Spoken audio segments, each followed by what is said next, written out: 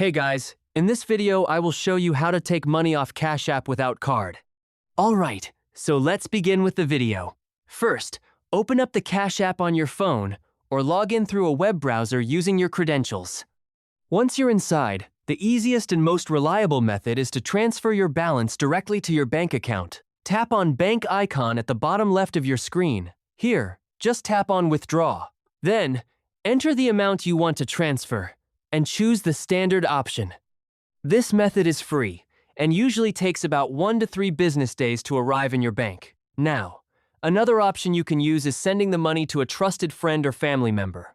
On your home screen, enter the amount and tap on the Pay option, enter their cash tag, phone number, or email, and send the amount. Make sure this is someone you trust because they will need to withdraw the cash for you. It's always a good idea to keep a record of the transaction if it's a large amount, just to stay on the safe side.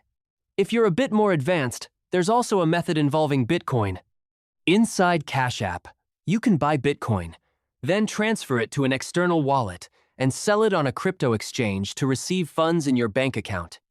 Lastly, if you run into any issues or something doesn't seem right, always reach out to Cash App support. They can guide you properly and help resolve any problems securely.